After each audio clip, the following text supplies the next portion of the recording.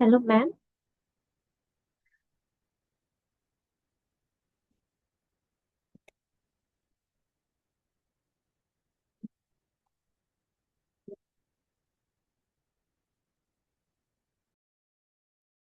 Hello, Fatima Rita. Good evening. Yeah, ma'am. Good evening. Madam, comparative education class 3 finished, but we don't have recordings. Hello, ma'am. So I think last part only you all did, right? With me. Yeah, yeah. Yeah. Today I'm going to start from the beginning, right? Uh-huh. Uh, Hmm. So okay, they ma'am. so they will record, no? Right? Uh-huh. Yeah. It's Okay, ma'am. already yeah on. Uh, Recording is on. thank you, madam. Thank you, madam. Thank you so much.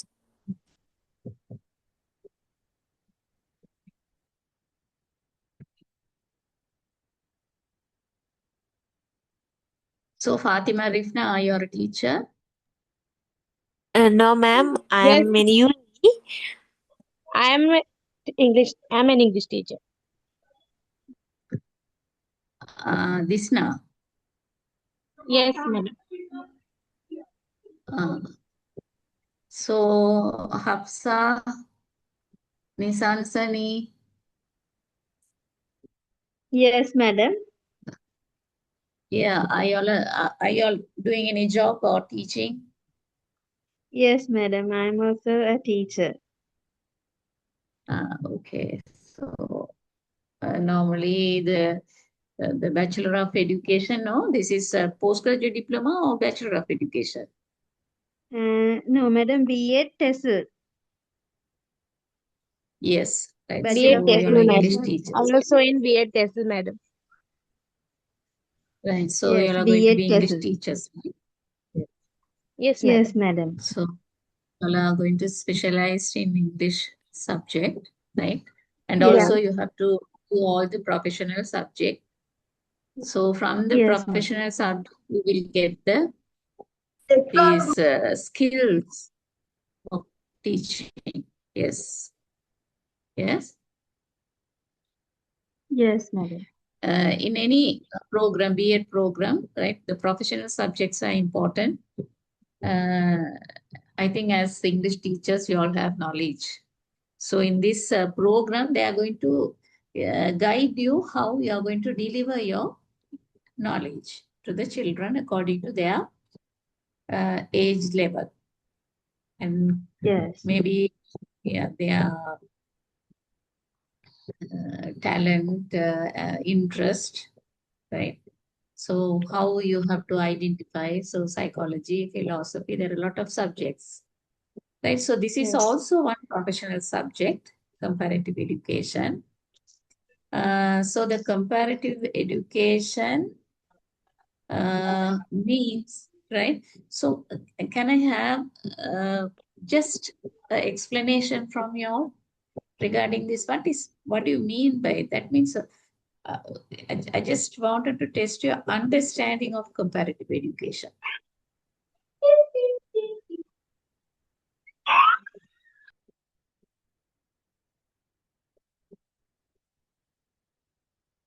No, don't think that you have to give a definition or that type of thing. Just but your understanding by these two words, comparative education.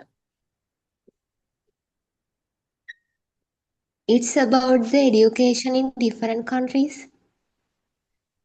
it's Yes, in about one the word. education, It is different going to education. define our education with other countries.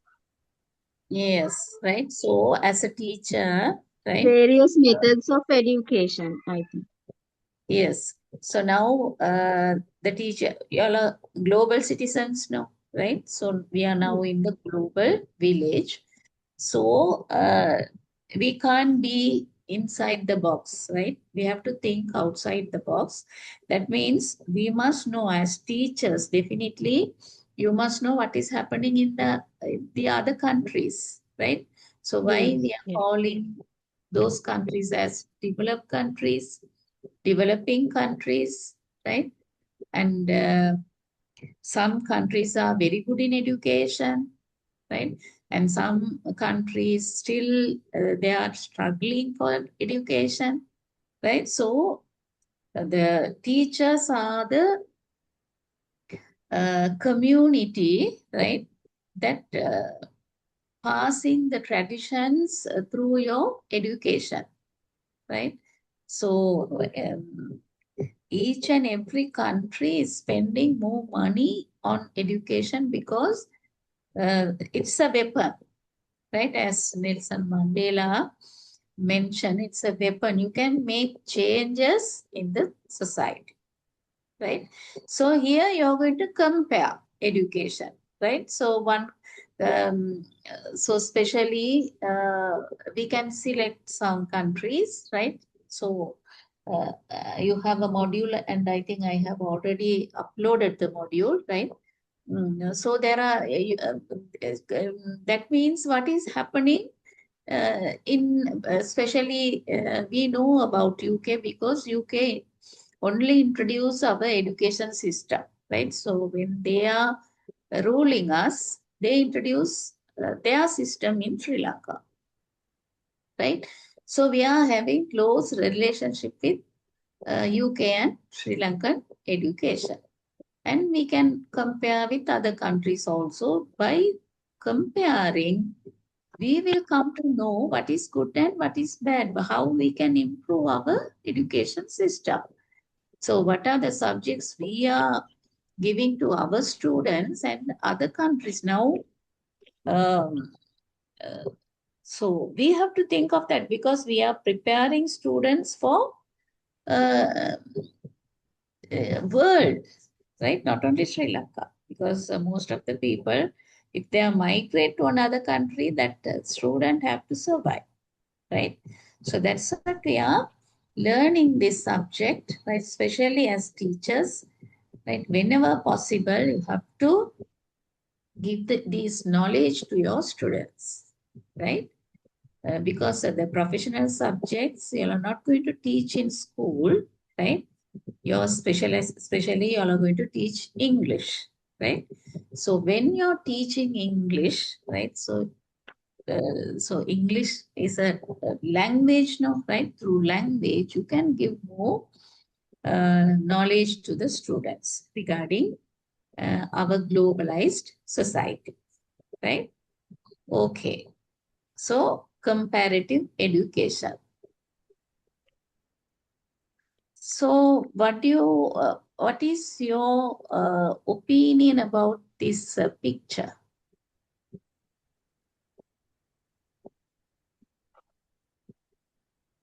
So you can see from this perception, right? So these students are from an African country, right?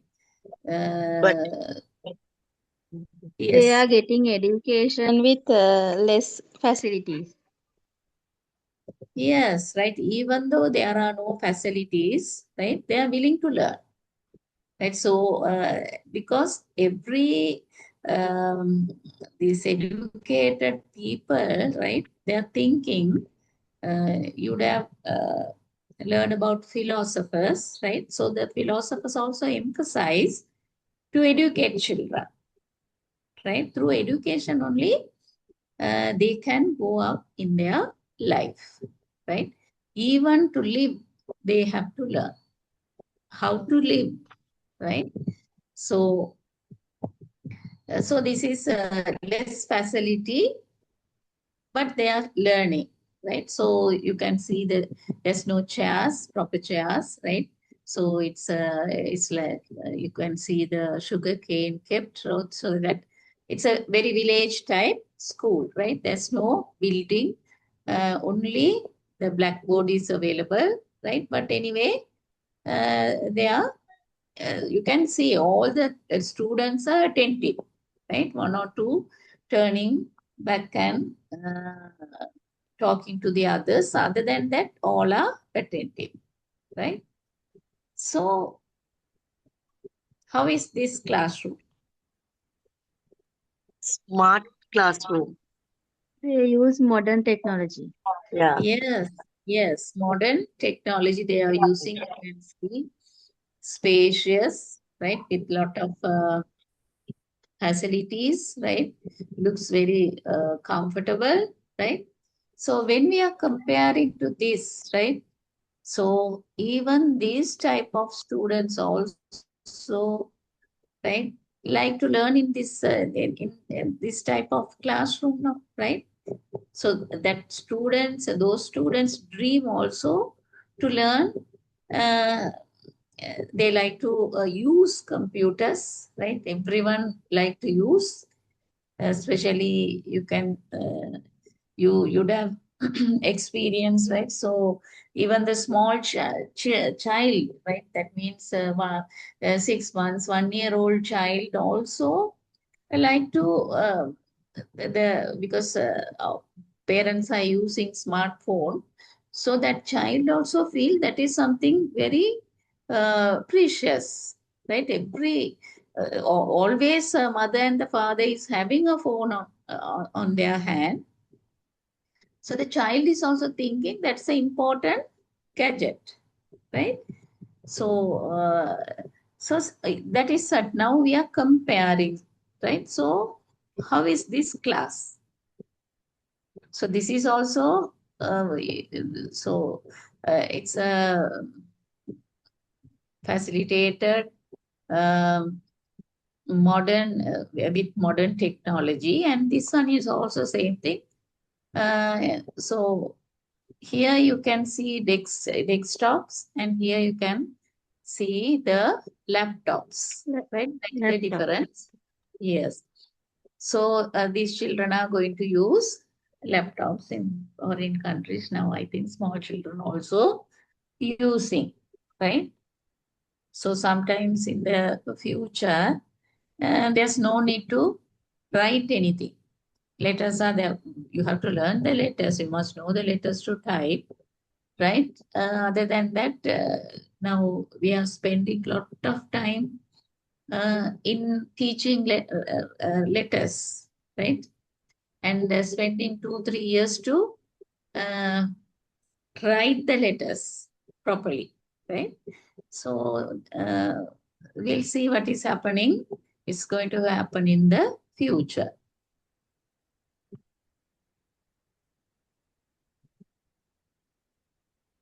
So, so we saw two modern technology used classroom, and earlier one, of course, they don't have any this building or anything under tree. They have prepare a class and learning. So think of this classroom.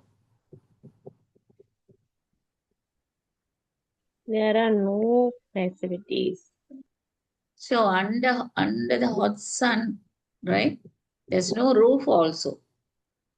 So see the plight of the blackboard. A small piece of the blackboard is available, right? Even though that teacher is teaching the students, you see the number of students, right?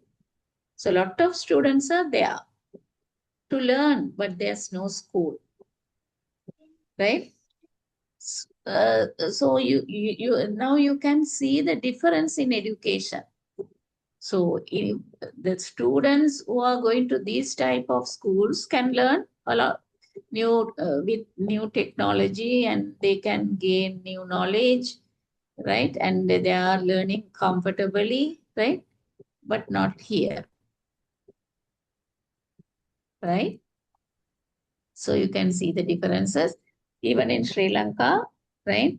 Urban schools are there, rural schools are there. You can see some disparities, right? So there's no same level of facilities provided for those two types of school. And even in the category of school is also there, no? One EB school, type 1 school, type 2 school means that is also a disparity among schools, right? So, kids of the new millennium, So we are living in this era, right? Technological era. So these students are fortunate to use these type of things, right? Even in Sri Lanka also now modern technology used preschools and schools are available, but sometimes it's private schools. In government schools, of course, it starts from grade 1, right? So you can see the difference. Generation gap, right? So the grandfather is reading a book, grandson is using the tab. This is the different situation we have, right? So the older people is scared of technology, right? But not the small ones, right? They can do a lot of things with modern technology. Okay, so just a brief introduction of comparing education.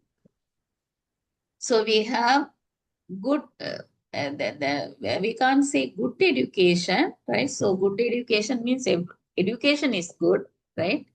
So the most important things and the good things are we are learning, right, under each subject. But the delivering system and according to the country's economic level, the education level is something different, right? So most of the Sri Lankans want to migrate to developed countries because of their children, right? So they are thinking of their children and they are moving, right? So the university lecturers, right, they are going abroad to do their PhD, right? So now, of course, PhD is available in Sri Lanka. Earlier, it was not so. Anyway, they have to go abroad to pursue a PhD degree, right? So here, the overview of comparative education, right?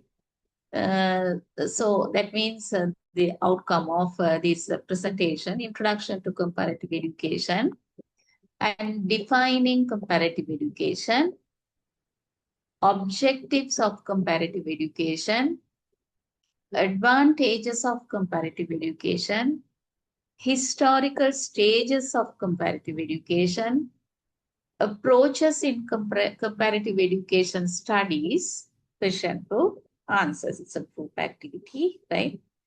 So, as an introduction, right? So read and see whether you can understand. If anyone can explain this, it's good, right? So this is an adult education classroom. You all are teachers, right? So don't think that, I didn't, I have to introduce myself, right? Because this is not the first class, right? Already, I have done 2 classes for you, right?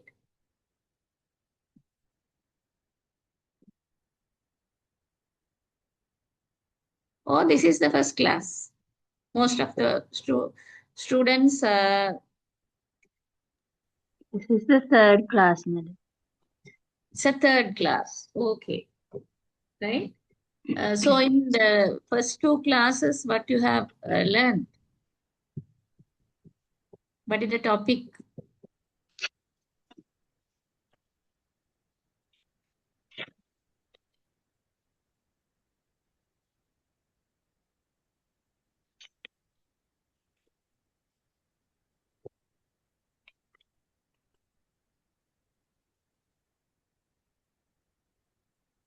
Can't remember. Education before the 19th century.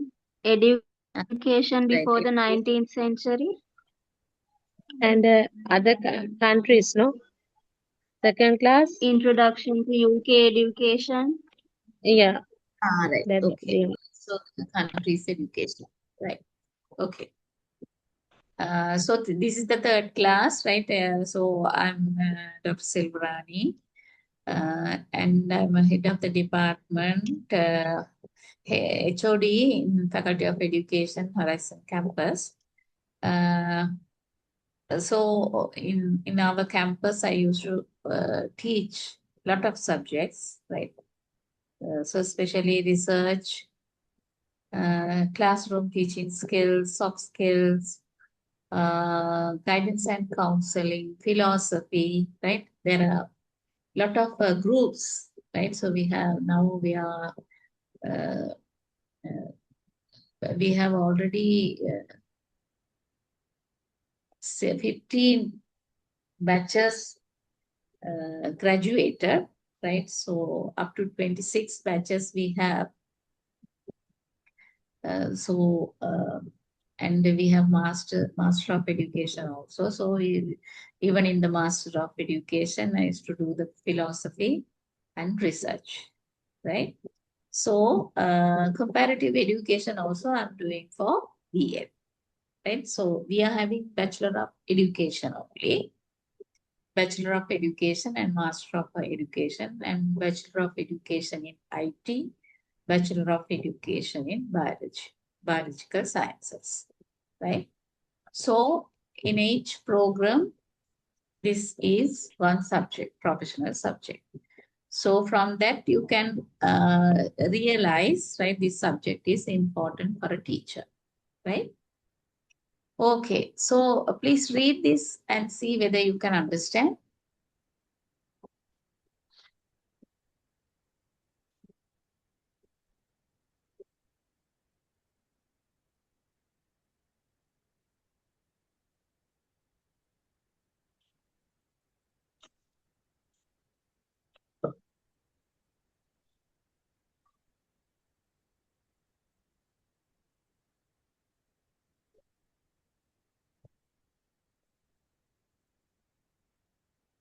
So in the first of all, right, whatever the subjects you learn, right, you have to have a clear understanding of the topic.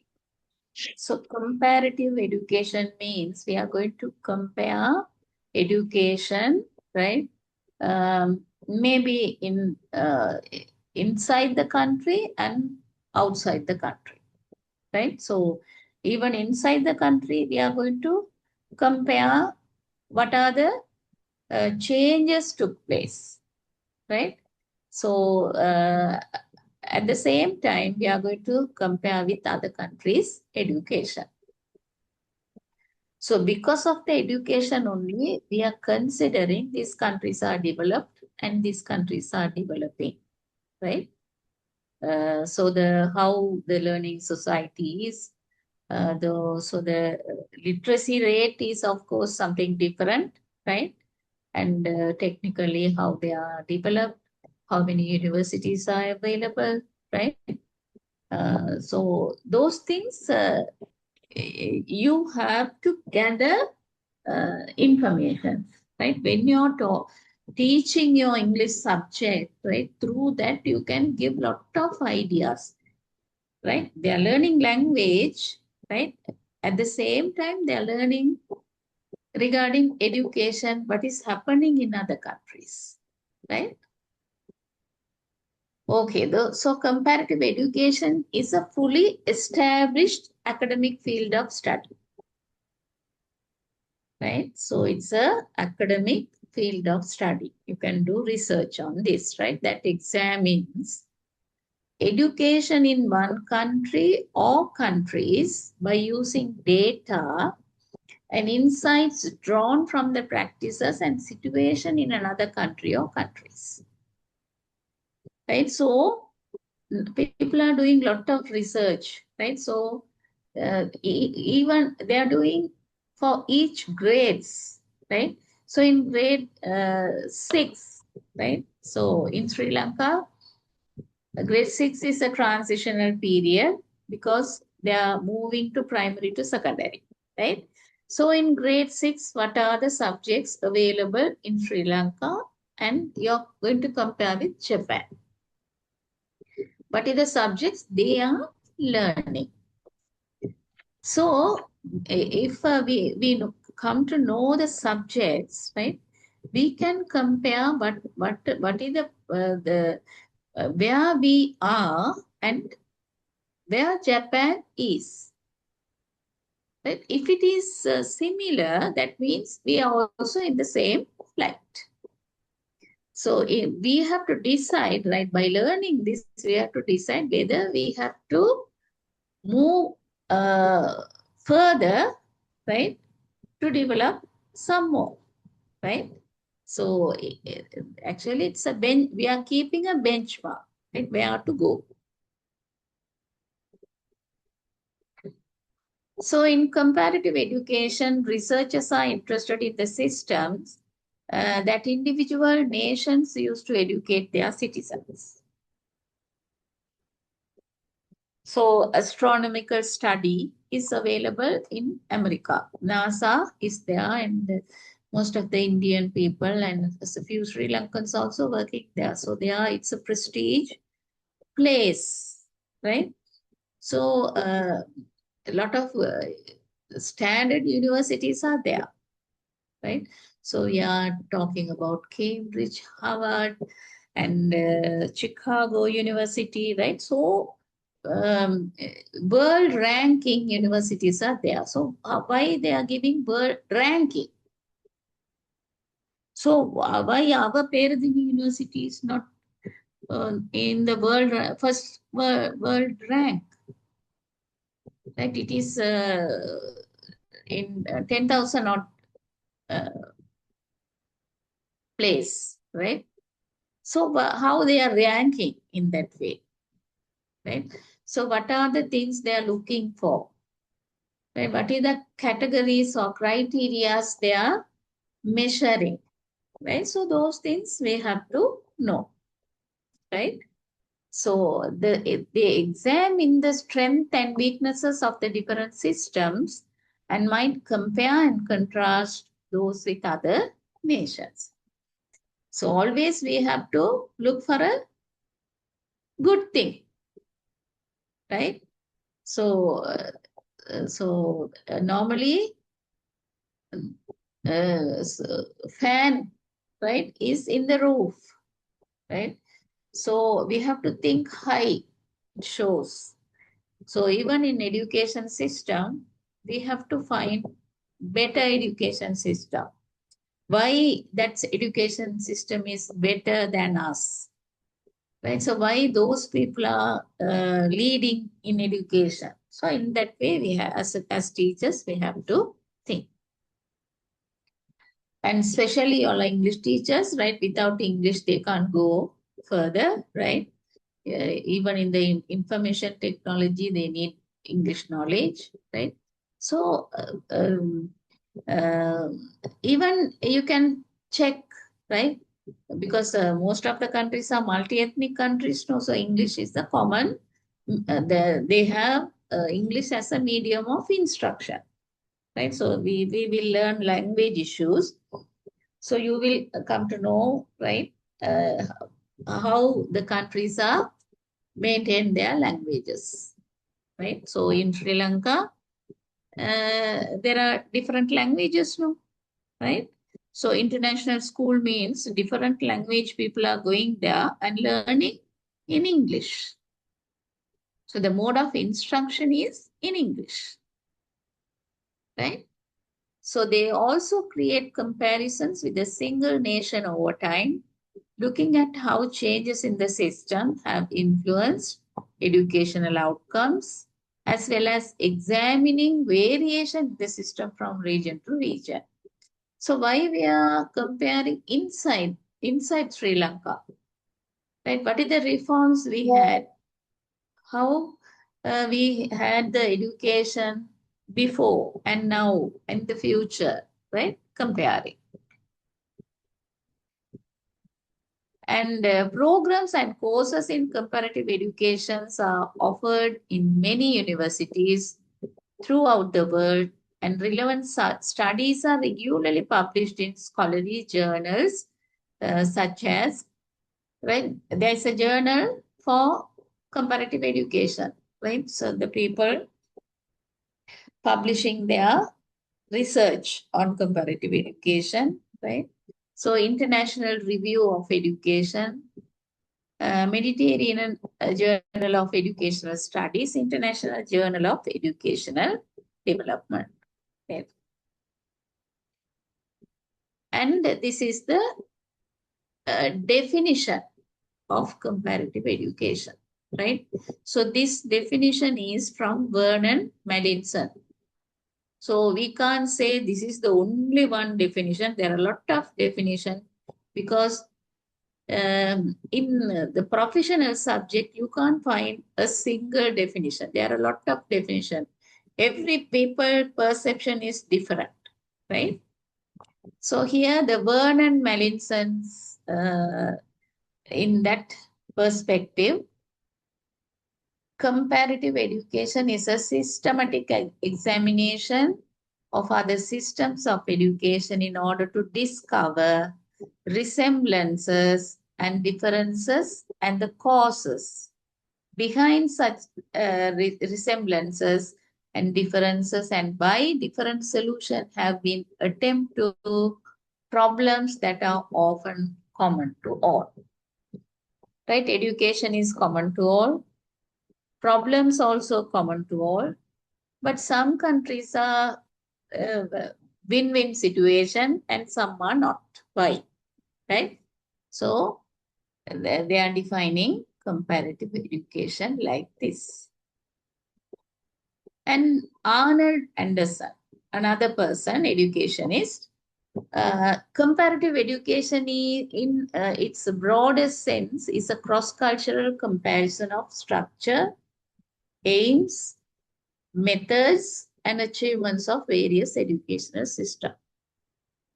Right? So structure. Anybody have any idea of school structure?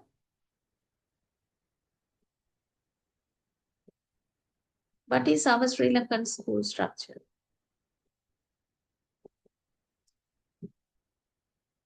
So time to time, they have changed, right? We will learn the educational reforms in Sri Lanka. So you would have noticed, right? You can see time to time, they are changing the structure, right? So actually, what is the structure? Now what we are having, what is the structure we are having now? Right? Grade 1 to 5, primary, 6 to 9, junior secondary, 9 to 13, senior secondary. And after that, tertiary education, university education. So that is our system, right? So when we are comparing to other countries, they have different systems. We will learn those things, right? Aims. What is the educational aims they have? We have a mother organization for education is the National Education Commission, right? And there are three organization collaboratively working for education. The one is National Education Commission, and the second one is National Education Institute, and the third one is Ministry of Education, right?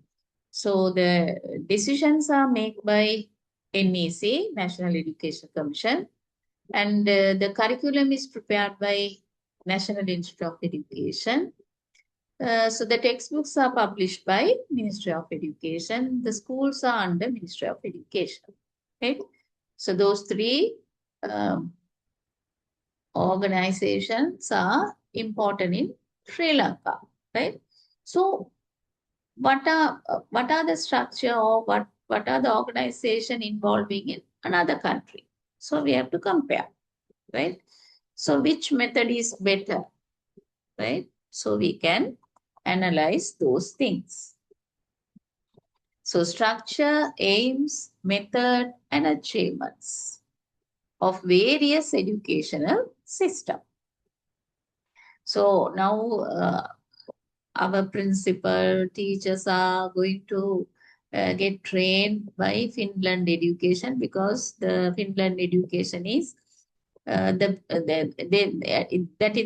are considering that is the best educational system, because those children are doing very well in exams all over the world.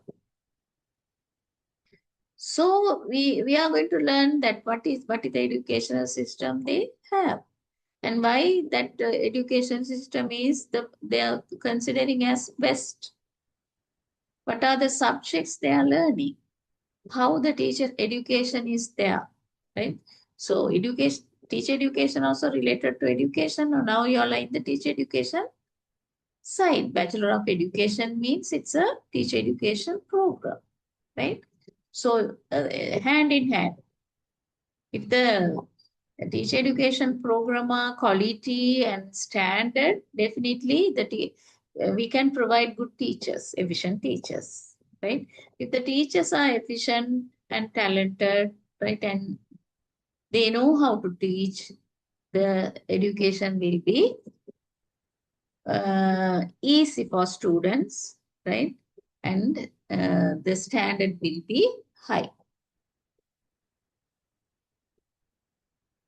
And Candle, comparative education is a comparison of various philosophies of education based not only on theories but on actual practices.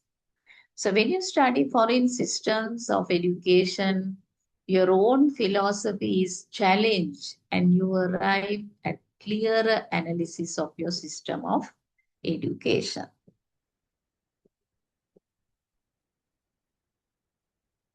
So only three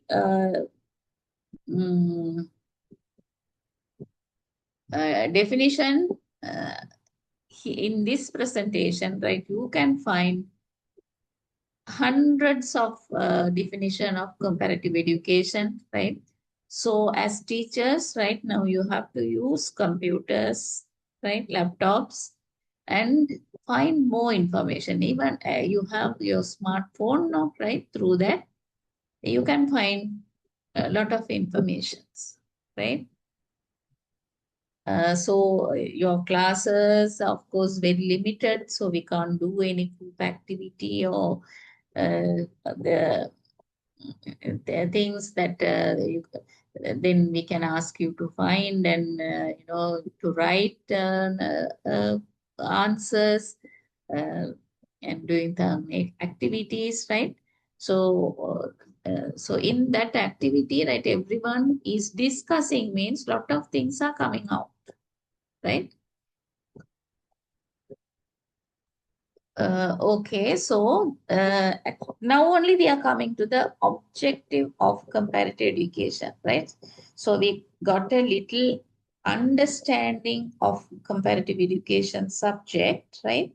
So now, clear-cut objectives. This is what we are learning comparative education. Right, so objective of comparative education to describe educational system, processes, or cultures. Right, so through this comparative education, we are going to describe regarding educational system of many countries. Right, but what is the process going on? How many years they are learning, right? So what is how they are doing the university education, right? So, and the second objective, to assist in the development of educational institution and practices, right? So how the school is functioning. There's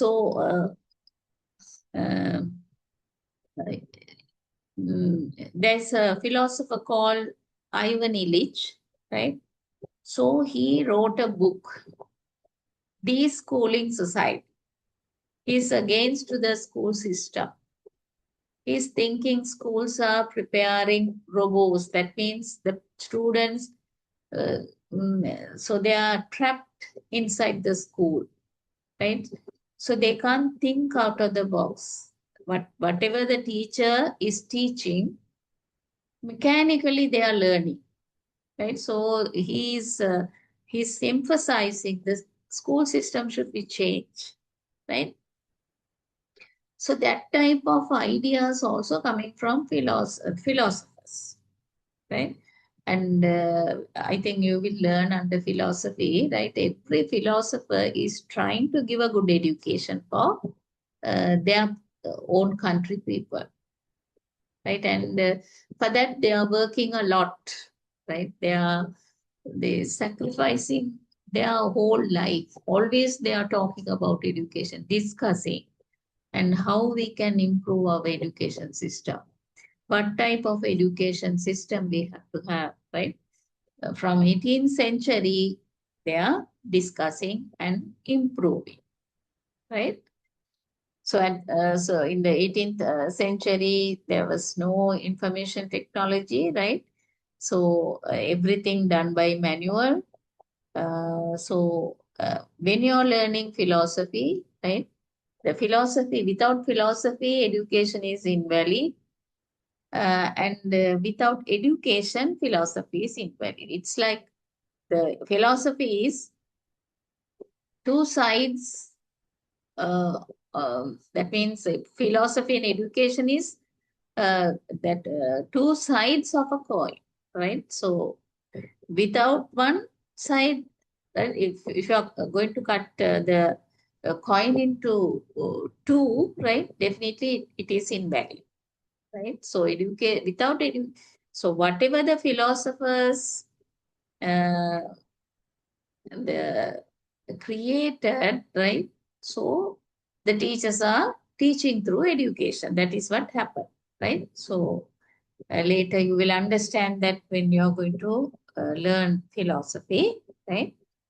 To highlight the relationship between education and the society, right? So philosophy, education, society, triangular relationship. So whatever the philosophy is going to teach under the education, right? The education is going to prepare the people for society, right? To highlight the relationship between education and society, to establish generalized statement about that are valid in more than one country. Generalized statements about that are valid in more than one country. So we are now borrowing so many things from other countries. Even we are buying books, and nowadays a lot of materials available in the YouTube, right? Lot of different countries people are uploading. We are learning their culture and their talents and how they are thinking, right?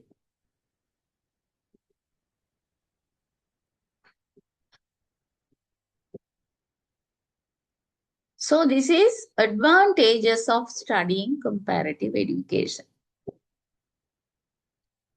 right? Advantages and disadvantages. So what are the advantages of studying comparative education? Broadens one's perspective and sharpens his or her focus. Right? So when you're learning comparative education, right, just you're not going to accept anything, right? You will read some more. You will find information what is happening in other country, right? So after Bachelor of Education, that means TESOL. You all are going to do the masters, no, right? So after masters, you will be eligible to be a teacher educators.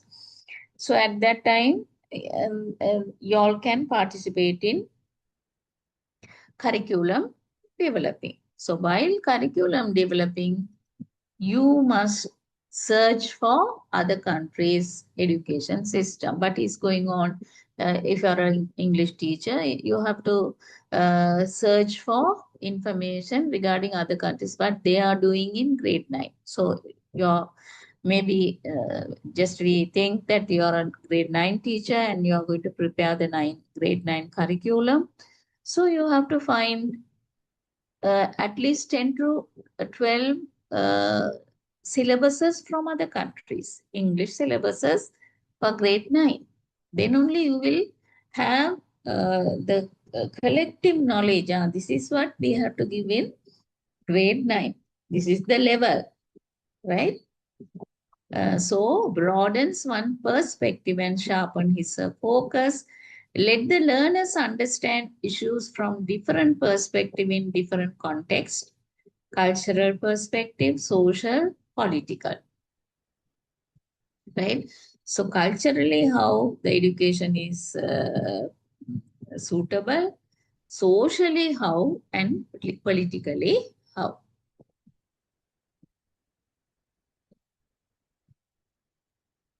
And expands understanding beyond own localized perspective. So we know our education system only by learning this subject, by learning other countries' education, right? Our understanding will be expand. These things are there, right? In sometimes we are having so we can compare the subjects what we have in grade 9 and other countries. So what is the difference, right? So you're expanding your understanding, expand beyond own localized perspective. Help to undertake cross-cultural investigation. So different countries have different cultures, right? Even the languages are different. Their way of dressing different. Their national events are different, right? So you will learn those things. Encourages multiple interpretation of the issues, right? So how they are facing the challenges, right, in education. Develops the critical thinking skills of a global citizen. So this is very important. The last one is very important, right? Develops the critical thinking skills of a global citizen. Right? So in the 21st century skills, right, there are 4 skills, right? They are talking about 4 C's. Can anyone name the 4 C under 21st century skill? Critical thinking, Yes. collaboration, Hmm.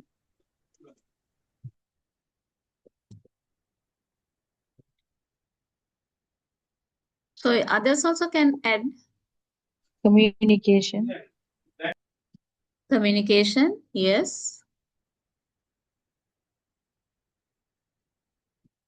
One more. Creativity. Creativity. Right? So those 4 skills are essential for a teacher, for a 21st century teacher. Right? You are in 21st century, so you have to need, right? So if the teacher is creative, students also will be creative. Right? So critical thinking, right? So just you can't accept everything. You have to think in different corners, right? Different way, different approaches, right? So critical thinking skills of global citizens, right? So you can remember, right? So why you are learning history. Education starts in this Gurukula system, right? At that time, whatever the teacher teach, students will listen. Student can't argue, student can't ask question, whatever that. So student will listen passively, right? So later, the education system step by step change. So now we are in the transformation system, right?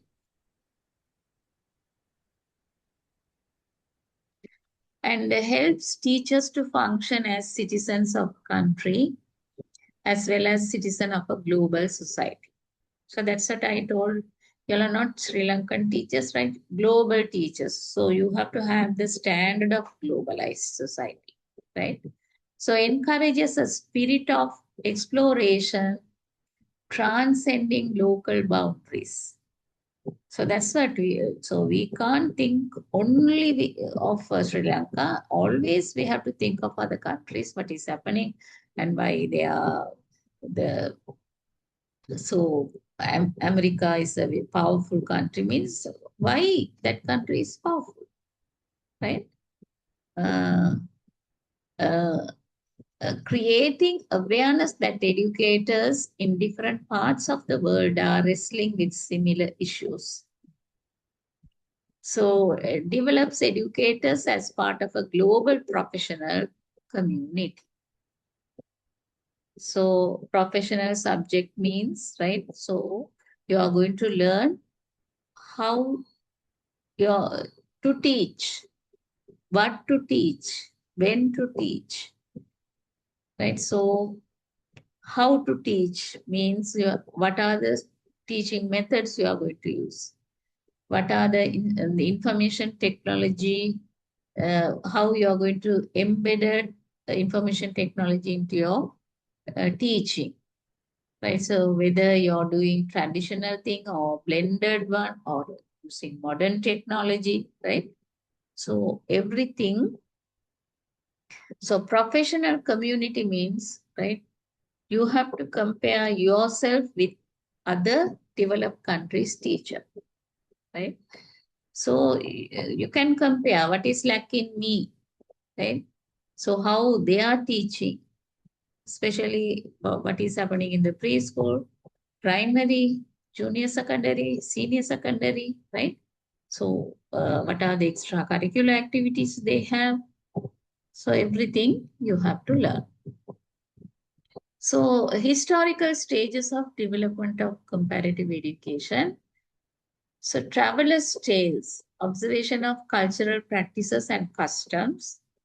So through travelers' tales, right, stories, you can, because the Marco Polo and the people, whoever they travel to other countries, know about lot of cultures of other countries, but they have traveled Magellan, right? So observation of cultural practices and customs and educational borrowing 19th century, observation of foreign school systems, identifying useful techniques, practices. So in our international schools, they are following Cambridge syllabus, edX syllabus, right? So it is not in, they are not following our education, Sri Lankan education system. So why they are following that? Right. So from following that type of syllabus, what will be the change, right, in those students? Whether those syllabuses are better than us, right? What is the evaluation system, exam system, right? Those things we have to learn. Identifying useful techniques and practices, systematic scientific study, 20th. So 19th century, what happened and what is happening in the 21st century, what happened in happened always the 20th century, examining forces shaping foreign education system, use quantitative methods to explain education, and period of international cooperation today, necessary for world harmony, improve the quality of citizens' life, right? So this is historical development in comparative education. So before 19th century and after 19th century. Before 19th century, what happened? 20th century, 21st century, but the difference, yeah, facing, right? And the other one is approaches in comparative education. So this is also one scientific subject, right? So problem approach, case study approach, area study approach, historical approach, descriptive approach, international approach, scientific approach, integrated approach. These few approaches are also following in comparative compare, right? So they can do case study. Deeply, we are going to learn something from another country, right? A case, right?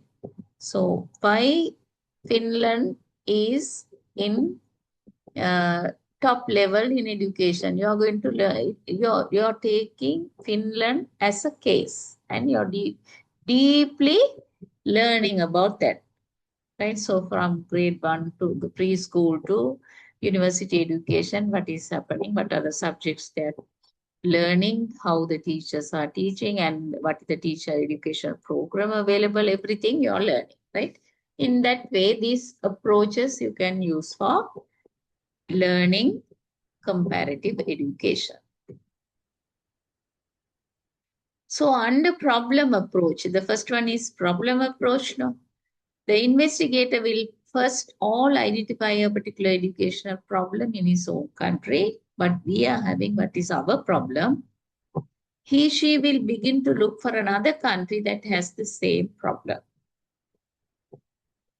Right? So actually,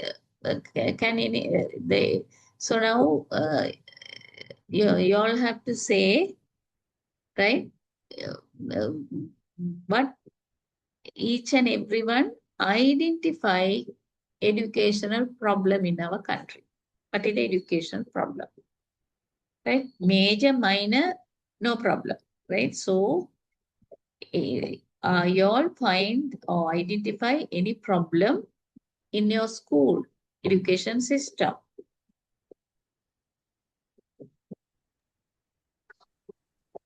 Exam oriented. Lecture? Exam oriented. Yes, exam oriented. Yeah, that is a huge problem. And so what we can do, right? To solve that problem, definitely we have to seek for what other countries are doing. Is those countries are exam oriented.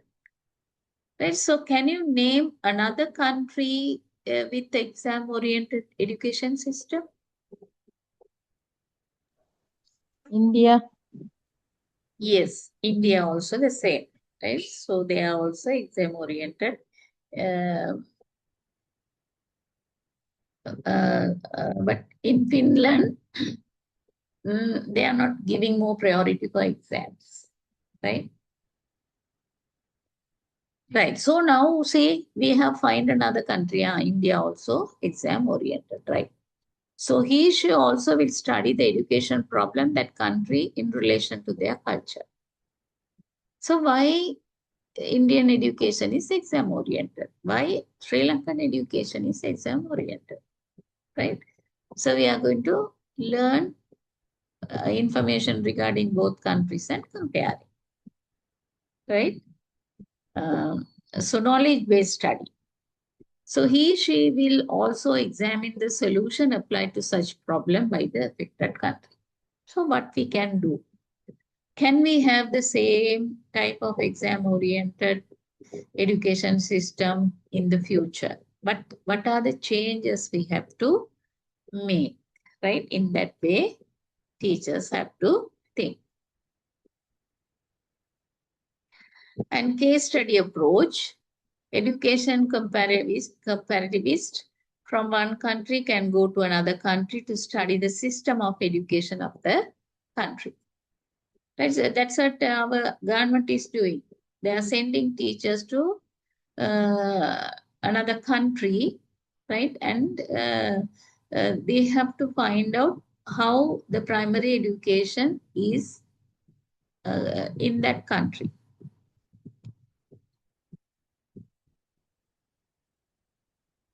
So how many years they have primary education, and each year what are the subjects they are teaching and how they are teaching. What is the qualification of primary teachers, right? So primary education, and she can take educational system of many countries and compare such educational system with his or her own educational system.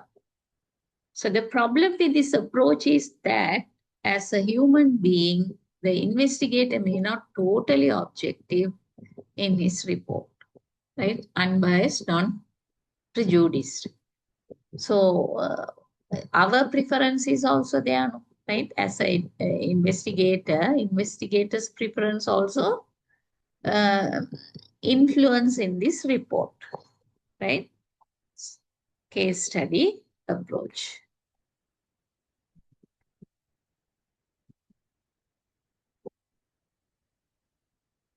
Read this and explain to me. Area study approach.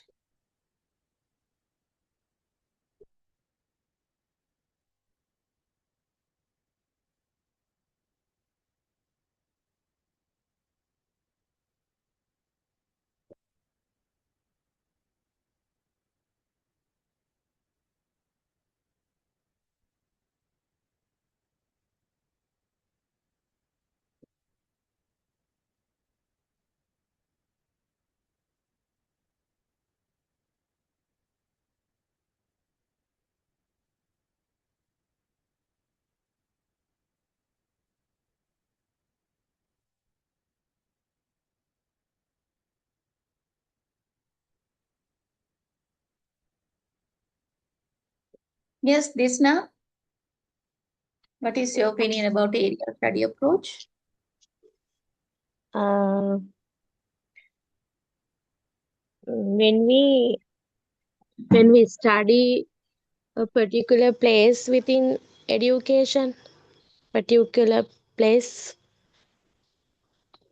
Yes, even in Sri Lanka, we are talking about urban schools and village schools. Yeah. Right? So the parents are always preferred the uh, popular schools, right? So Yes, even the all. parents wants their children to be in the popular schools. That is what they Yes. are fighting for that. Especially they are using the scholarship examination for that. So they are pressing the students, their own children, and so uh, everyone can understand it is not good psychologically, but they are doing, right? So village, town, country, depending on the educational comparativist who wants to carry out the study, right?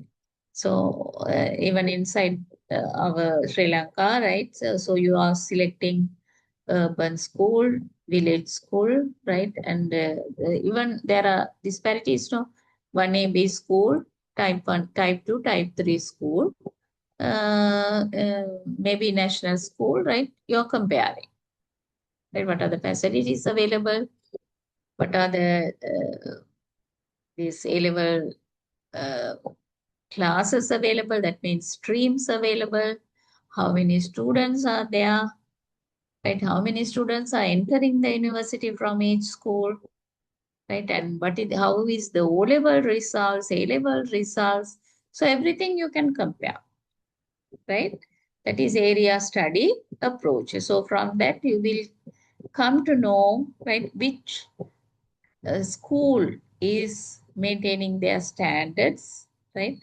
So, uh, so it's like a rat race, right? All the schools are fighting for results, right? So the educational comparativist will engage himself herself in educational practices of only one country. The study under this approach is always based on geographical, linguistic, and racial boundaries.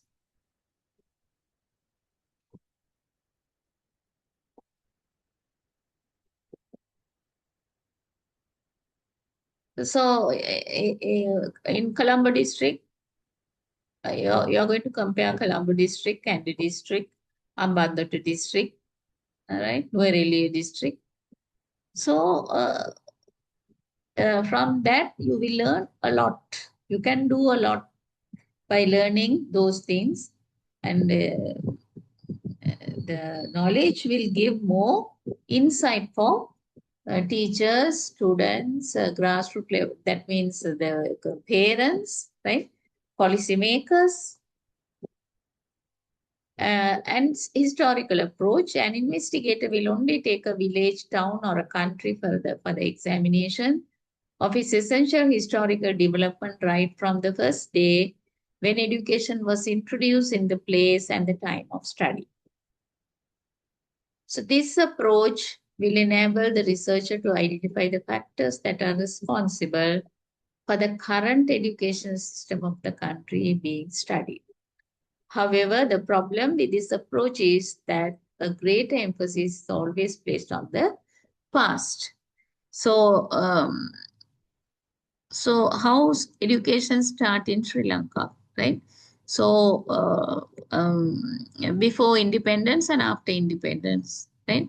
So you are collecting information, how the schools are functioning, how many schools are there, and now how many schools are there. How many students are learning, right? Earlier we had few universities and now we are having 20 universities, right? So that means growth is there. But compared to other countries, right, our university, number of universities are very low, right? So even Bangladesh, there are 55 universities. Right, in Japan, not only universities, right, technical colleges, these university colleges, lot of high educational institutes are there. So the people have to have opportunities for learning now, right? So we have limited opportunities for state universities in Sri Lanka, right? So only 10% of the students can enter. So that is a barrier for students, right? Even though they like to do their degree, higher education, there's a limitation, right? So if they wanted to do the education, so they have to go abroad or they have to select non-state universities, private universities, right? And descriptive approach, the investigator will have a describe everything he finds on ground. Such things to be described could include the number of schools, student enrollment, the number of teachers, the number of school buildings, including classrooms, as well as the number of subjects being taught. Descriptively, you're taking one school and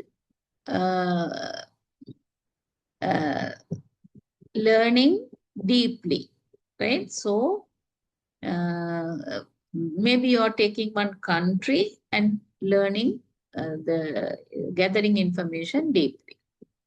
Descriptive approach. International approach. This is an approach whereby all the variation existing from one area to another within the same country are taken into consideration while comparing the system of education of a foreign country with one's educational system. And the scientific approach, an approach in which the study of comparative education is carried out empirically by formulating hypotheses. This is research-based, right? Defining the hypothesis means it's not a big thing, right? Your assumption, right? So by learning this, you will be able to do this, right? Do this or not, right? Yes or no, right? No significance. There is a significance. That is what we call hypothesis.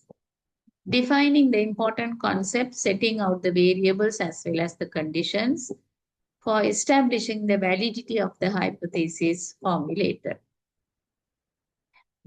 Since any scientific research, data collection, and its interpretation with the help of statistic of analysis are very important, right? So scientific approach means research-based. An integrated approach, an approach in which other disciplines such as history, philosophy, geography, economics, anthropology, and statistics are integrated into the study of comparative education because of their usefulness. So geographically, what is the relationship for geography and education, economics and education, philosophy and education, history and education? So anthropology and education, statistics, right? So integrated. So the integrated science, that means now physics, chemistry, biology, it's combined in one book, right? This is the group activity.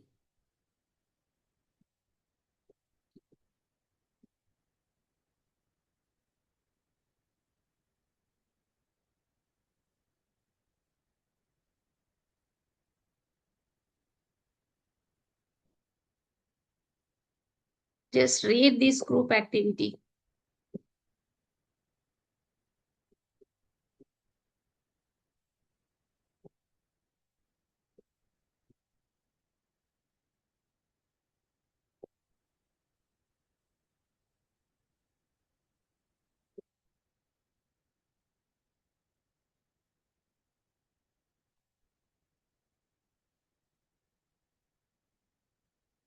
Right, so if you're in this classroom, right, so we can make your into group and we will give these 4 questions to each group, right? So different question for different group. So everyone will find information and present. So the answers of 4 questions you can easily absorb from the group activity, right? At the same time, you will find information on your own, right? So you can use your smartphone or internet access, right? So when you're not only you're in gathering and discussing, right? So list 3 advantages of studying comparative education. Select one of them and explain with examples. So you can list out so many advantages of studying comparative education, but here limited to 3, right? So briefly explain 3 purposes of studying the history of education and list 8 approaches in comparative education and briefly explain one of them. Draw maps of Sri Lanka, Japan, and United Kingdom and Finland and make notes on land area, geographical importance, population, ethnic groups, languages used, literacy rate, economy, food, housing, dresses, festivals, life expectancy, religious and other cultural practices, and historical importance, right? So we are going to learn other countries' education system, right? What education system means, right? What is the ethnic group they have, and what the languages they are using, what the literacy rate of the country, economical status, food, housing, dresses, festivals, life expectancy. So even we can compare the life expectancy in which country is higher, which country is having a lower life expectancy. So lower expectancy means that there's no this healthy health and nutrition is very low. Maybe they don't have good the sanitary facilities, right? So you're comparing why, right? So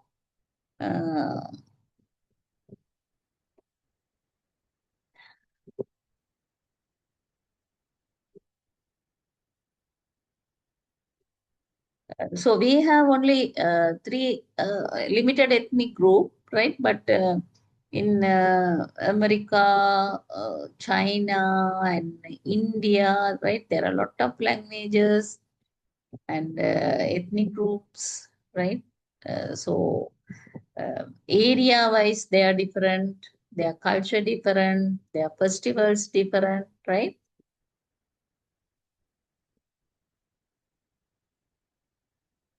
So try to answer this question and we'll have a small discussion tomorrow, right?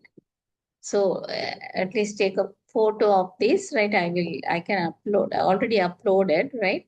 So you can take a photo or just um, uh, I don't want a long descriptive answers, but you have to have something to tell, right? Should we do it as a presentation? Yes, it's good.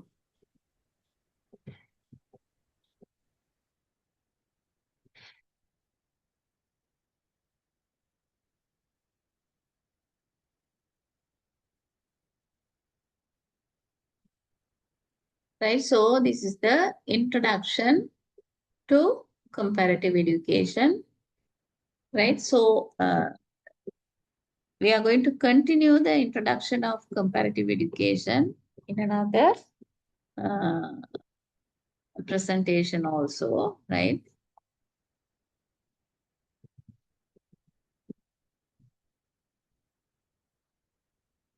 So by learning this, you will get some more insight of comparative education.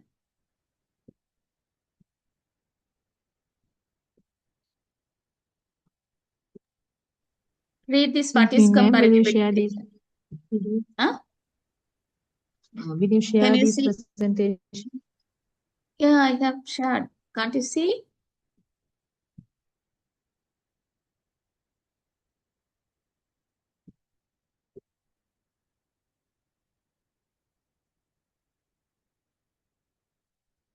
Already shared.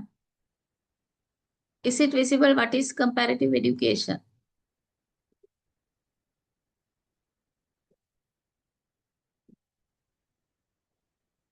Yes, ma'am.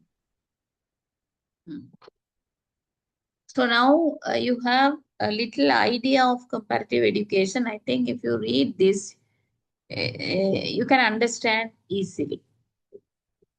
The same thing, even in that one definition, comparative education is a fully established academic field of study that examines education in one country or group of countries by using data and insight drawn from the practices and situation in another country or countries. Right? So definitely you will get one question like this, right? Why for each and every subject, the first question will be to check your understanding about the name of the subject, right? And the other one, right? The programs and courses in comparative education are offered in many universities throughout the world, and relevant studies are regularly published in scholarly journals such as Comparative Education. And the field of comparative education is supported by many projects associated with UNESCO. Have you heard about this? Heard this word UNESCO?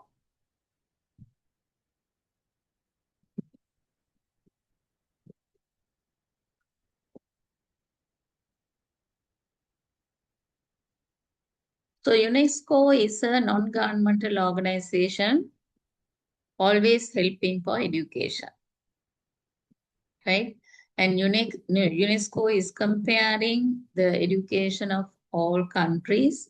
And if any countries are very poor in education, the UNESCO will help to enhance the standard of the education system. Right. So the factors we have to consider, natural factors. Right. In any country, there are natural factors, no, race, environment, and language. So this is different from each and every country. Natural factors. Right. In Sri Lanka, natural factors are different. Race means Sinhala, Tamil, Christian, Islam, burgers. Right. So the environment, climate is different. Right. If you are compared to UK, Canada, right. So they have this cold season, winter, but we don't have that different seasons, right? And the second one is and language. Language is different in different countries, but they are maintaining English as a common instruction language, right? So the second one is religious factor. So Buddhism, Hinduism, uh, Catholicism, Anglicanism, Protestantism, right? According to the countries, they have different religion. And the third one, secular factors, humanism, socialism, and nationalism. So these isms are coming from philosophy, right? Humanism, socialism, and nationalism. These are the factors we have to consider in comparative education. So why we have to learn comparative education, right? So in 1964, comparative methods in education, making sense out of the similarities and differences among educational system. So they are list out, compare the differences and similarities. So think of Sri Lanka and India, and we are list out what are the similarities we have and what are the differences. Maybe in subject, maybe in teaching methods, maybe in classroom style, structure, right? Comparative education is the analytical survey of systems of education across national borders with the view of establishing similarities and differences. And there are various reasons why comparative education should be studied by prospective teachers and reformers of education in any country of the world. So in another way, right, why comparative education is teaching all over the world. That means in a teacher education program. So the reasons are description. The most basic utility of comparative education is to describe education system, learning communities. So without knowing the community, right, what are the education level they have, we can't enhance the education level, right?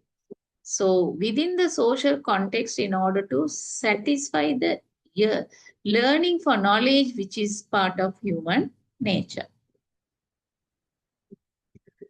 The most basic utility of comparative education is to describe education system with their social context in order to satisfy the yearning for knowledge, which is sui generis part of human nature. We are learning from environment, lot of things from environment, right? So maybe regarding plants, right? And water, air, sky, stars, planets, right? So when we are asking the question why, so why sun is there? Why moon? Why stars? Right? So is there a sky available? Right? So is it reflecting? And ocean, right? That means sea. and river. Right? So why sea is having salted water? Rivers have clean water, the unsalted water, drinking water. So many things we are learning from, even without books, we are learning from uh, environment, right? To find out why, to solve the problem, we need education, right? Uh, so the foremost justification of comparative education is intellectual. Study comparative education because they wanted to know, understanding, interpreting, right? So when that is what they're critically thinking, why, right? So small children asking lot of questions, why? They wanted to know what it is, right? And understanding, interpreting, explaining on the next level, comparative education also satisfy the need to understand. Education systems are explained or understood from surrounding, contextual forces which shape them.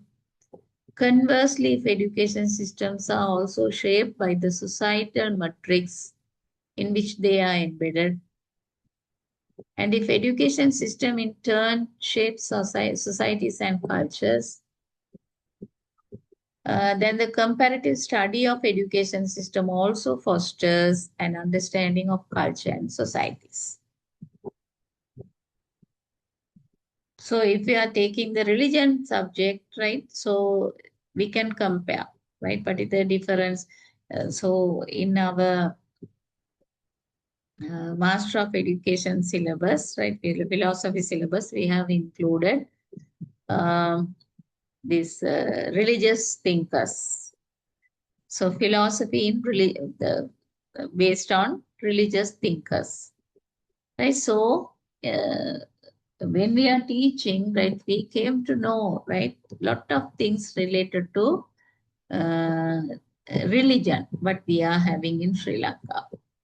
Normally, we are learning only our religion. No, then we know what is in our religion and what how we are performing that, how we are following that. But when we are going to learn all the religion, right?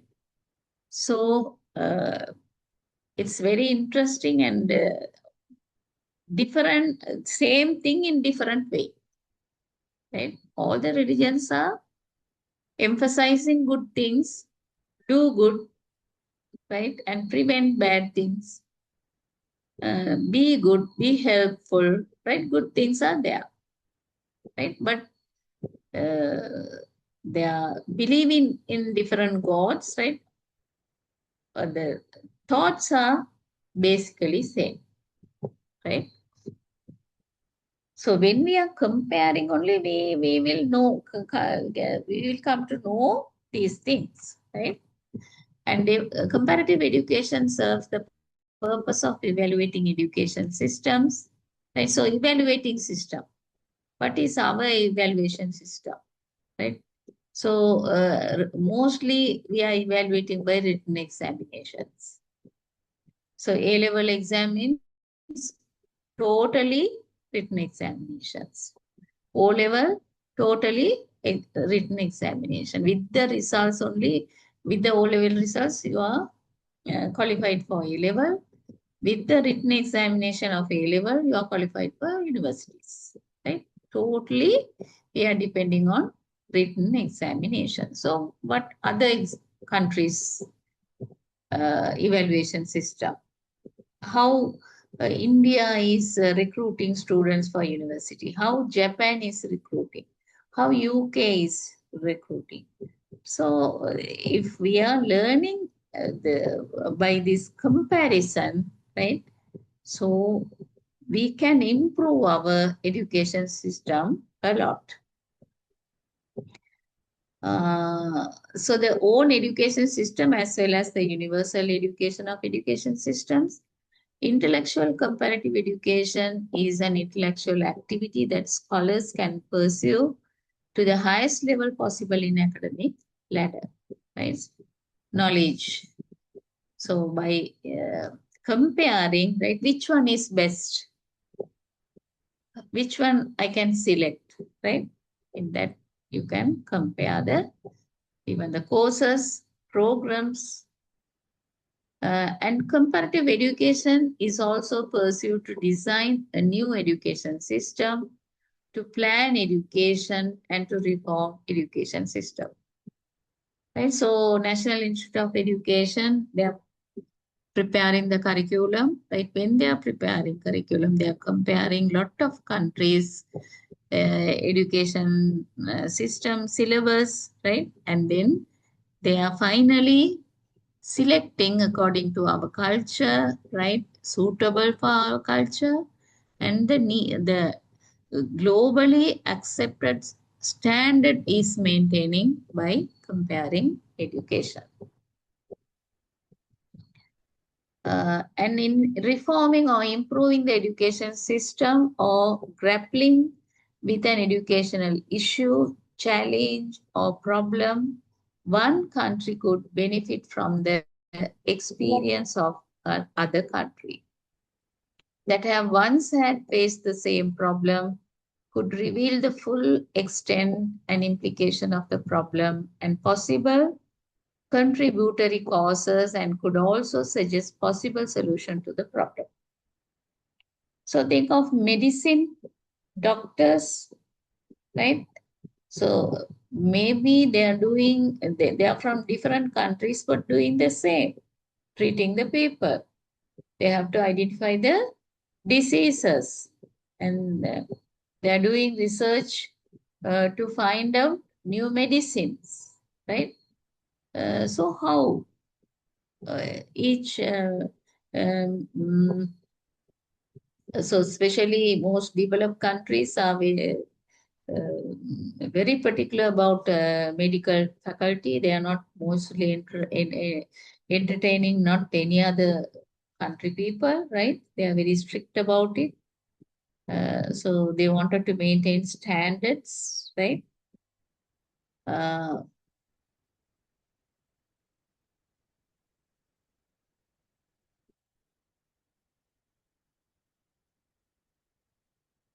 and reform, right? We will learn the reforms in education in Sri Lanka. So reform means, right, we wanted to improve our education system. So outdated things will be deleted, new things will be accommodated, right? If some content is not appropriate for that age group, they will delete that, and appropriate knowledge content will be included, right? So the problem of reforming an education system to make it more practical and of utility must be studied for solution. And this can be done better through the study of comparative education. So serving and improving the state of humanity is in the current age of globalization. Mistake. More urgent than ever by nurturing a global citizen equipped with the creative, critical, and caring mindset.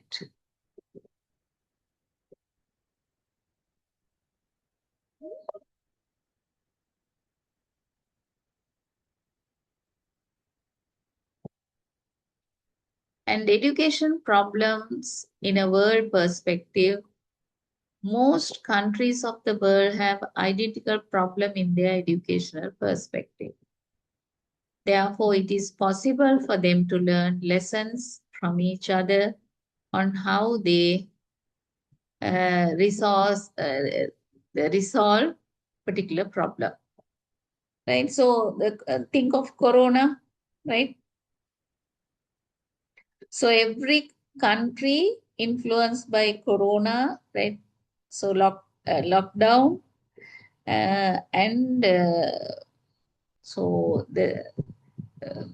some countries have serious situations most of the developed country also had a lot of challenges, right?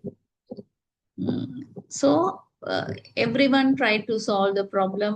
What can we do, right? So definitely everyone is having that experiences, how we suffer in those days and injections, right?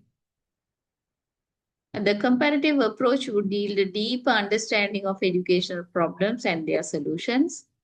So in this era, the purpose of comparative education would be better understanding of the changed circumstances and to have better equipments to fulfill the new responsibilities. Especially in Sri Lanka, there's a huge change in education system after introducing information technology. This will help in understanding of why some countries' education systems are progressive while others are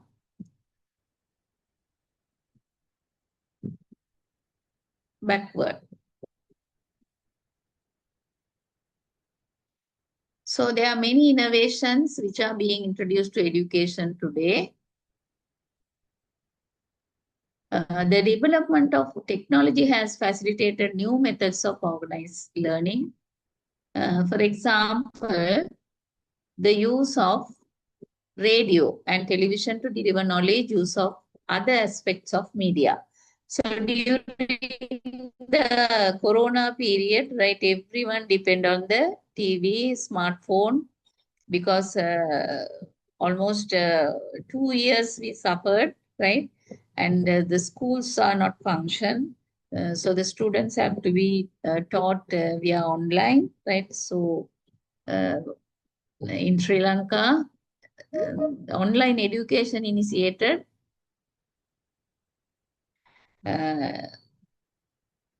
within that period.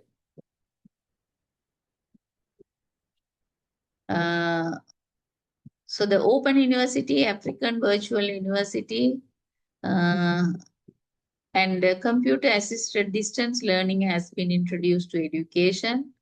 So all these have facilitated education in a comparative context. So international understanding. Comparative education will give international understanding. That means what is happening in other countries, what they are doing, what are the programs available, right? What type of universities are available, what are the fees they are levying, right? How much we have to pay to do a program. And what are the jobs available for that, right? So that those things also international understanding.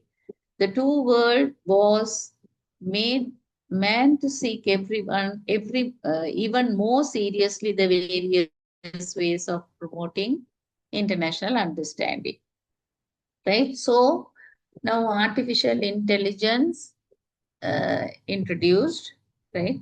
So it's spreading like a virus, right? Everyone is using. So by using that, right, the children easily. So now I think most of the countries are teaching how to use AI correctly for their education, right? So not to just copying and getting the answers directly from the AI is not going to help for the young generation, because they have to have the knowledge, creativity, right? So definitely they will lose the creativity by using AI, because they can't write even a sentence, right? They are depend totally on the AI, means, right, how they are going to work in a place, right? So, so therefore, in order to stop another war from occurring, international understanding is essential, so that national pride can be curtailed in the people's mind. So international understanding. What is actually why AI is ruling now, right? So without AI, now you can't live like, right? Without smartphone, you can't live, right? Earlier, we don't have these things. Only we use books, magazines, right? Written documents, written materials. But now it's available everything in internet, right? Easy to access. So we have to compare everything and understand. International understanding have to be there.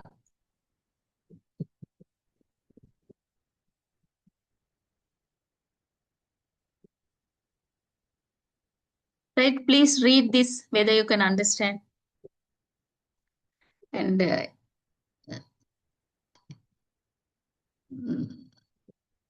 who is going to explain this?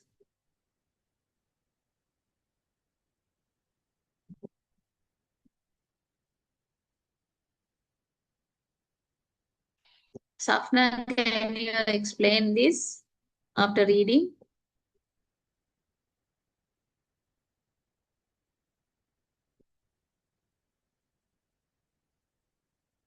Are you there, Safna? Yes, ma'am. Yes, try. Just try, right? So we have to enhance your leadership qualities, communication skill, right?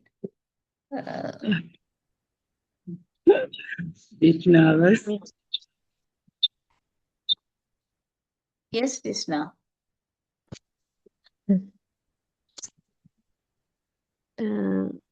We can understand about every different cultures, different countries through of this comparative education and their philosophies, their customs. We can understand through of the comparative education.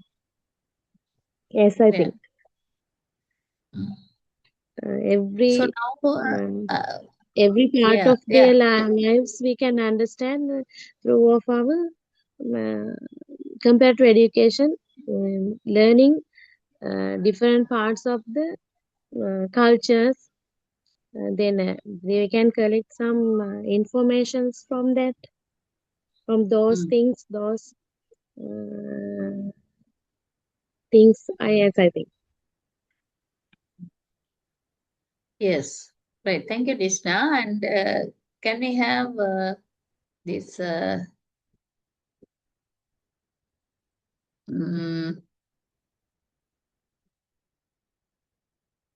As we can understand importance and how to define different cultures and different countries. They are how to use their education.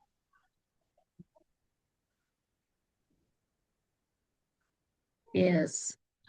So that's what the exchanging students program earlier we had in Sri Lanka, right? And now I don't know whether they are having.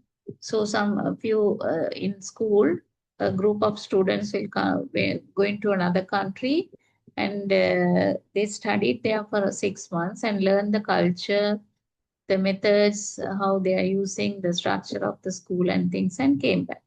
They are coming back to Sri Lanka, and uh, they will explain, right? And they actually they will get a good experience from it, right? So teachers also the same, right? And other social workers is intended to promote the international systems of education. Right, now we are moving to importance of comparative education.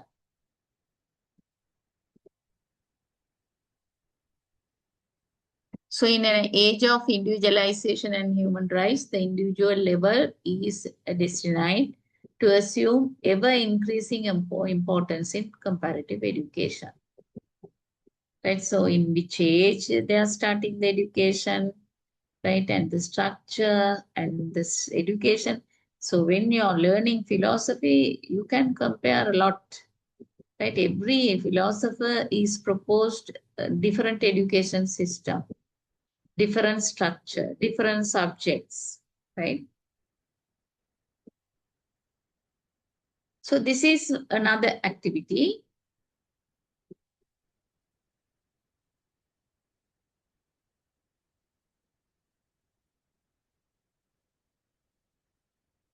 Just try to write something.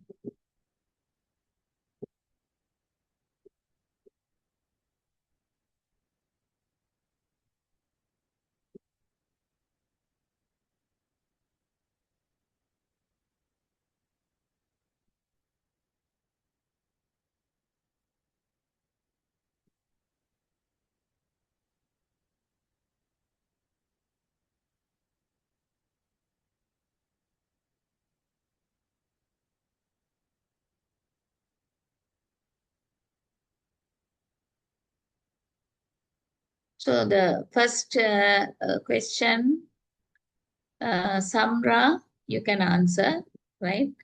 The second question, try by Safra. And the third one is Ansani, because Disna already explained a lot.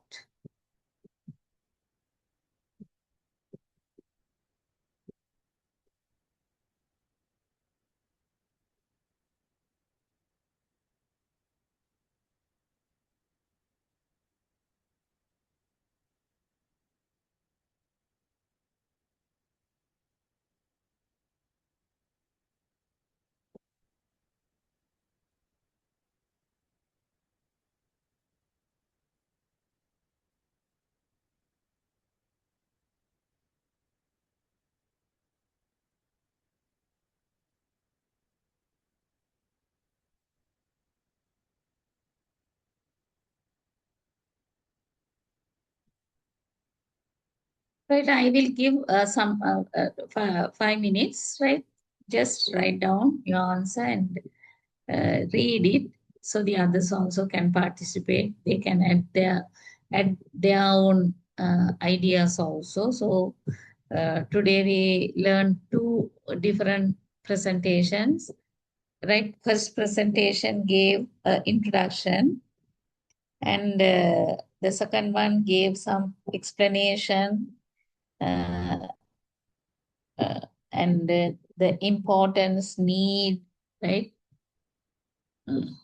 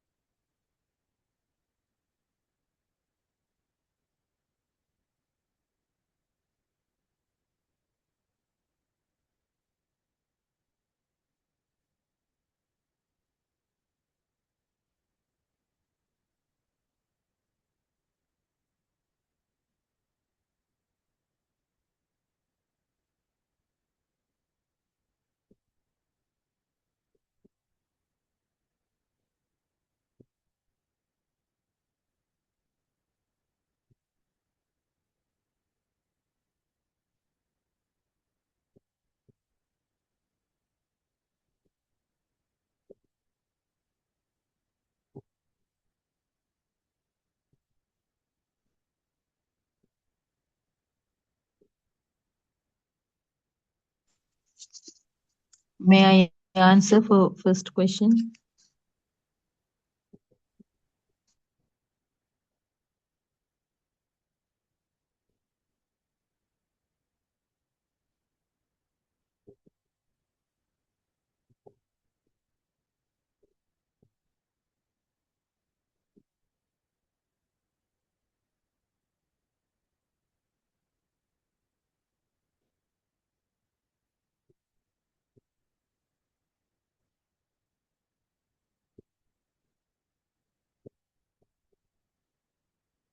Shall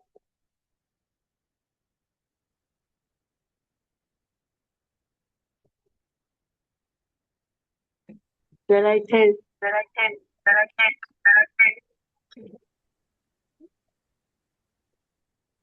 Exactly.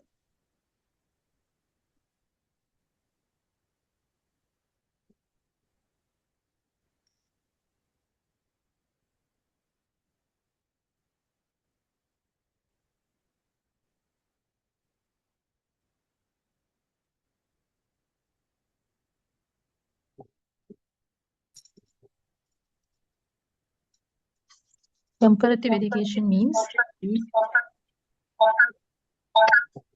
Yes, yes.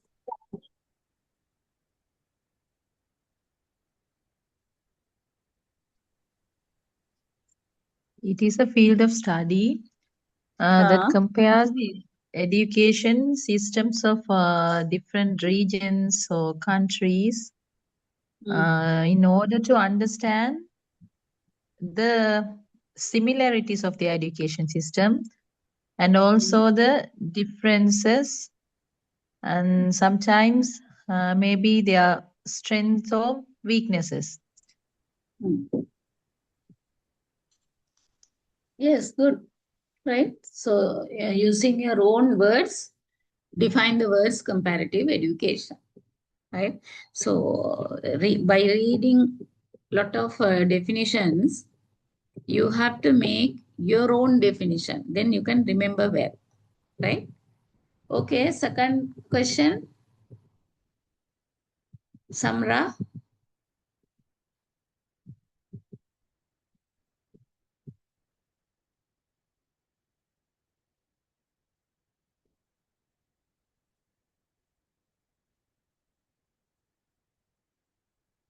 So Samra, are you there?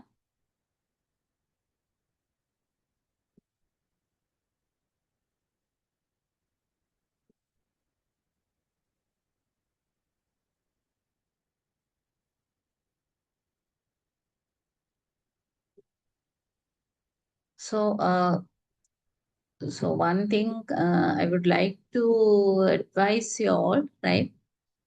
So this type of subject is new for you all. If you'd have done the teacher training and HND program, I think you'll be able to understand.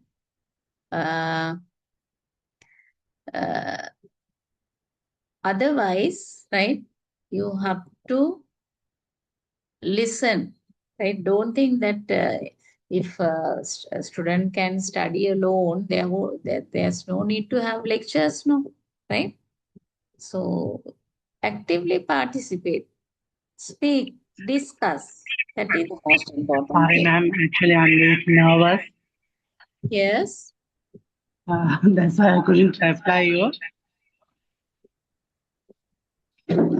Actually, Why? advantage of comparative education. Can you listen me, ma'am? Can you hear me, ma'am? Hello? Yes. Yes. Yes, someone. Yes. Identifying the strengths of other systems, other countries' education systems is an advantage of. Yes, yes. You will come to know the other country's education system. Yes. What are the other things? Discuss the advantages of prospective teachers. Right now, you are prospective teachers because you are in service learning, right? Teacher studying. So, what are the other things? Reforms and innovations. Inspires the reforms and innovations. Yes, you will know the culture, languages, yes, subjects, lot of things you can learn from other countries through comparative education, right? So, does anyone like to add something for this question? We can it know builds about global teaching awareness. methods also, madam. Huh? Teaching It builds methods will global be awareness. Yes, definitely. Global awareness, international Everyone. understanding, right? So, Next one, madam. Critical As a self. teacher, we can improve our teaching methods also, madam. yes, yes, definitely. You can improve your teaching methods. So by watching this YouTube, right? So especially science teachers can, Developing educators as part of a global. yes, yes, you can use, you can improve the teacher education program also by learning, comparing with other countries, right? Yeah, It another also one help the critical teachers to prepare themselves according to the grade of clerk students. yeah, Uh, another one critical self. critical thinking. You can develop Yeah, critical thinking. understand local challenges better by comparing with global norms. Right. Okay. Uh, So the last question, policy quality, borrowing. is the quality. Yes. And even you can prepare good curriculum, Yeah, textbooks. You can add new learning technologies. from others. That means Yeah. Finland method, teaching methods, Finland teaching method. Hmm. Yes. What they are doing, how they are treating the Uh, student. yeah, Yes.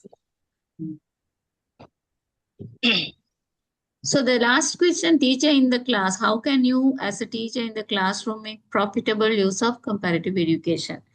Yeah, that is also now half of the answers came from you all. And it's anyone can add some more?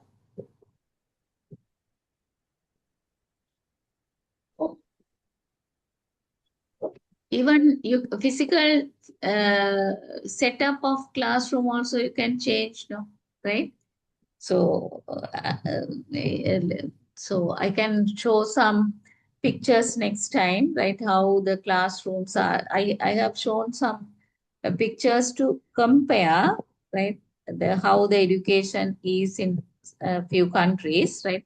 So the poor countries have poor facilities, and developed countries have higher facilities for education, right? So you can make your classroom design, right? We have And to make the classroom as student centers one. yeah. And We have you can heard? we can Yes, use advanced methods as developed countries using. yes, develop methods you can introduce, and the Yes, 21st century skills you can use. How they are collaboratively yes, doing, or how they are doing project based learning. What are the method they are using? What is the directly you can use the same method, right? The children will yes. also you can ask the children to find out, right? Uh,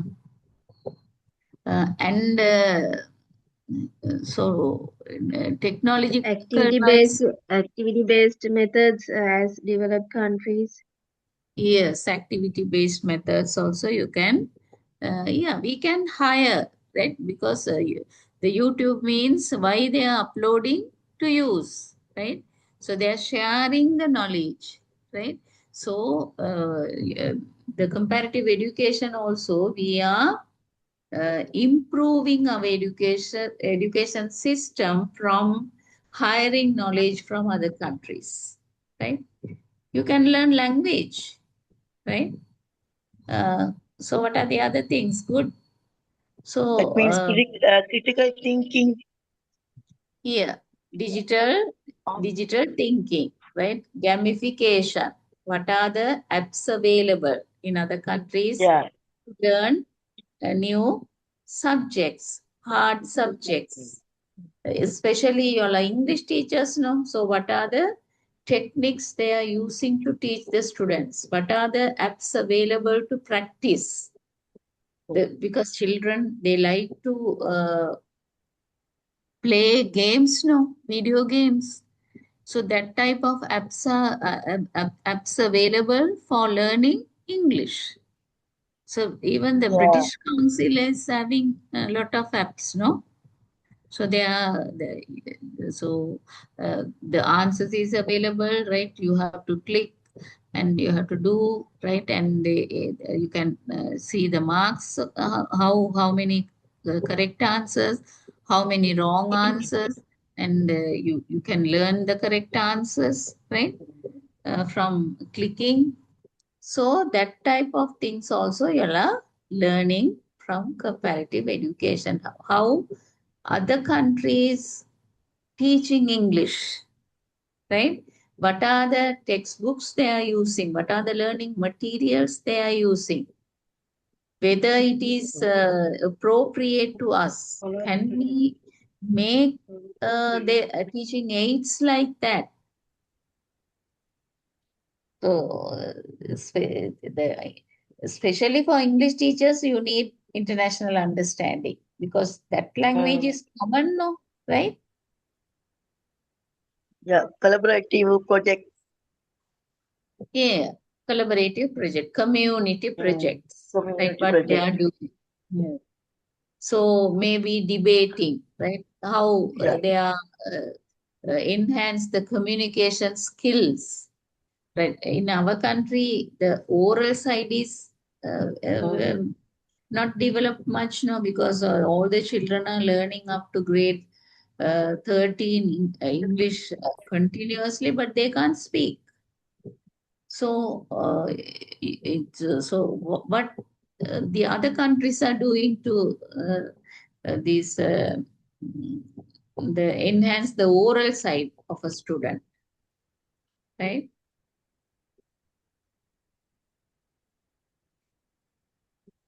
So so these type of questions also can come in your exam paper, right?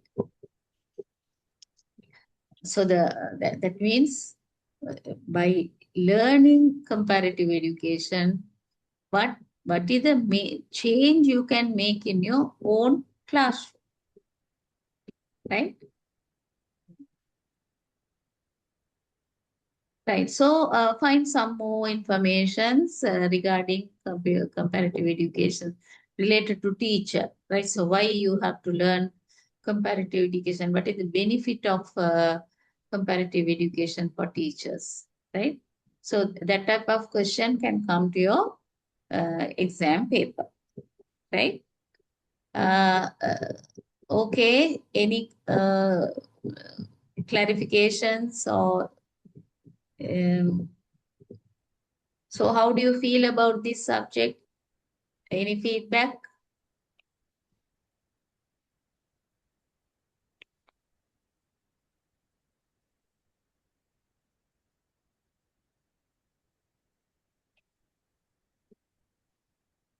We can It's learn easy many to things. understand, madam. Yeah, everyone understood whatever today we learned regarding comparative Yes. Yes, education. madam. Yes, Yeah. madam. Yes, ma'am. Yes, madam. Okay. Okay, so tomorrow also we are having class, right? I didn't Okay, check madam. the timetable.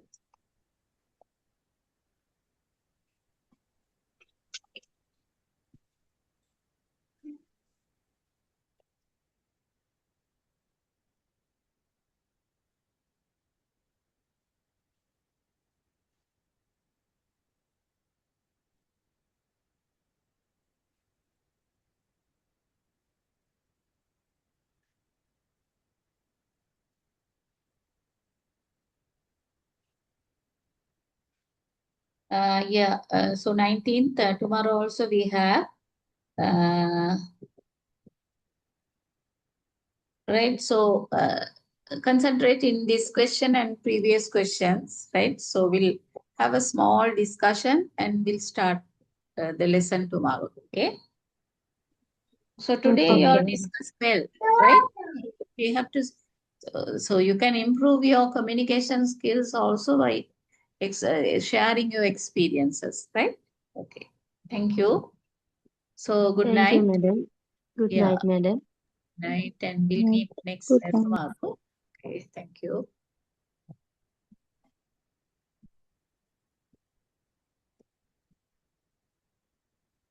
All said good.